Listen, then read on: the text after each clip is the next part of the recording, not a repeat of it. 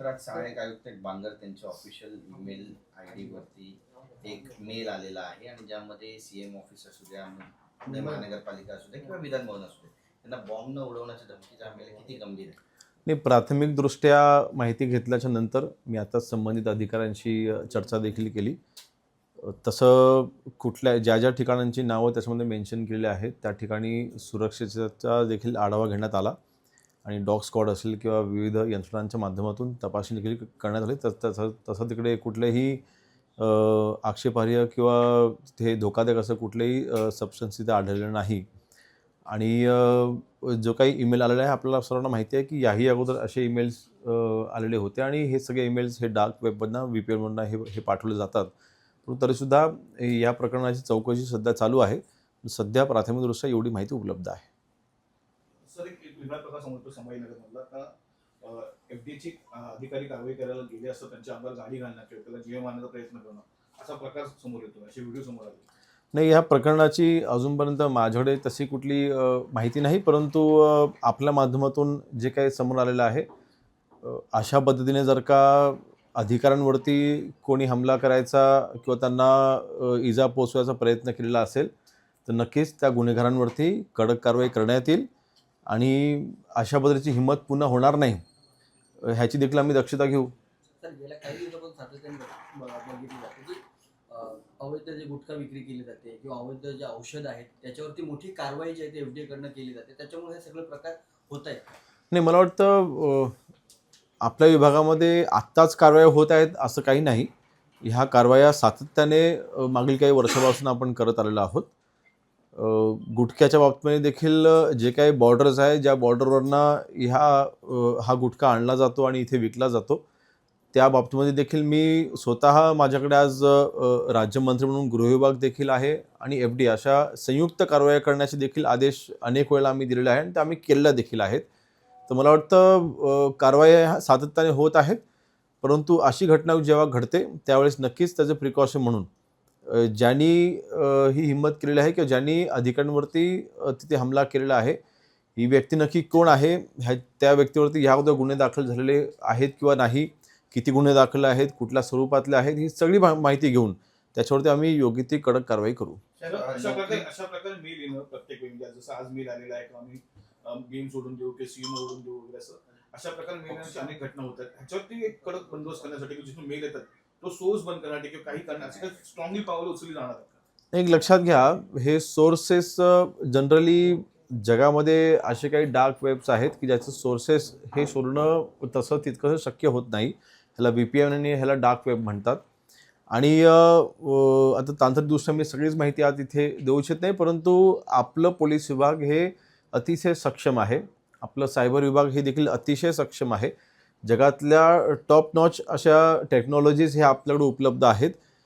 त्यामुळे मला वाटतं ज्यावेळी असे ईमेल्स येतात त्याची पहिल्यांदा हे जेन्युइन आहेत की नाही, हे कोणाकडनं आलेले आहेत किंवा हे फक्त फसवे ईमेल आहेत की नाही ह्याची खात्री पहिल्यांदा आपण करून घेतो आणि त्यासोबतच त्या ज्या ठिकाणचा जिथे उल्लेख केलेला आहे त्या ठिकाणची सुरक्षितता ही धोक्यात नाही ना ह्याची खात्री आपण दरवेळेला वारंवार करतच असतो.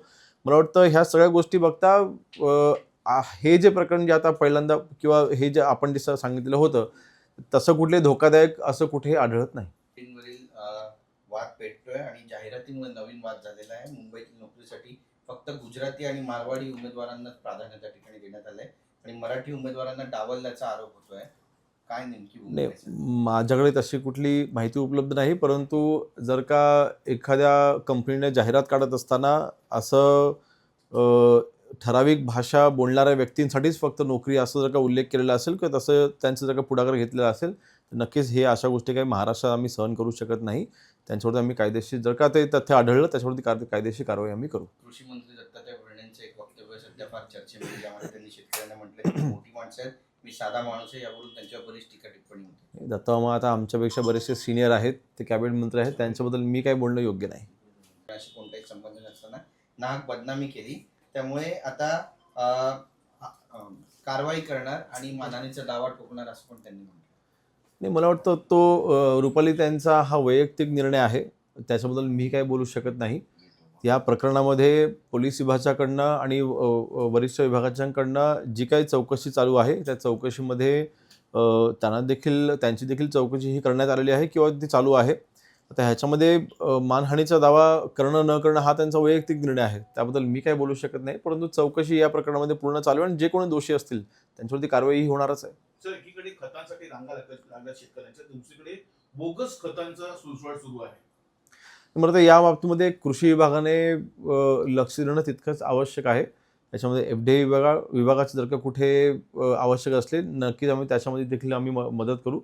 परंतु महाराष्ट्रामधील शेतकऱ्यांना योग्य ते पीक यावं ह्याकरता शासनाकडनं जी काही मदत केली जाते किंवा हे जे काही आपण बियाणं उपलब्ध करून देतो किंवा तिथे आपण फर्टिलायझर पण उपलब्ध करून देतो ते योग्य क्वालिटीचंच असावेत यासाठीची जी काही यंत्रणा आहे ती यंत्रणा सतर्कतेने काम करेल ह्याची आम्ही दक्षता घेऊ. शेवटचं म्हणजे सर, विधान परिषद निवडणुकीच्या बाबत आमदार हेमंत पाटील यांनी स्फोटक प्रतिक्रिया दिली आहे. या निवडणुका मराठी माणसाचं ऐपत किंवा अवकाळीच्या बाहेर गेले आहेत, मोठ्या प्रमाणात बाजार चालू आहे. नाही, त्यांचं वक्तव्य मी पाहिलेलं नाही. परंतु मला वाटतं आज महाराष्ट्रामध्ये महायुतीचं सरकार ज्या पद्धतीने हे पुढे जातं आहे, विकासावरती जनतेचा विश्वास हा वाढतोय, महायुतीवरचा जनतेचा हा विश्वास वाढतोय. त्यातच स्थानिक स्वराज्य संस्थांच्या मधून येणारे विधान परिषदेचे आमदार जे आहेत आता बहुतेक ठिकाणी म्हणतात सगळ्याच जिल्ह्यांमध्ये महायुतीलाच तिथे बहुमत आहे आणि महायुतीचं एकमत होऊन ह्या सगळ्या निवडणुका होत आहेत. त्यामुळे कुठेच कॉम्पिटिशन नाही. आता अनेक ठिकाणी जे महाविकास आघाडीचे उमेदवार होते त्यांनी माघार देखील घेतली कारण जिंकू शकणार नाही ही त्यांना खात्री होती. तर मला वाटतं ज्या उर्वरित ठिकाणी जिथे निवडणुका होत आहेत त्या ठिकाणी देखील 100% महायुती विजय होईल. परंतु हेमंत पाटील साहेबांच्या वक्तव्याबद्दल मी काय त्यांचं वक्तव्य बघितलं नाही, त्याबद्दल मी काय बोलू शकत नाही.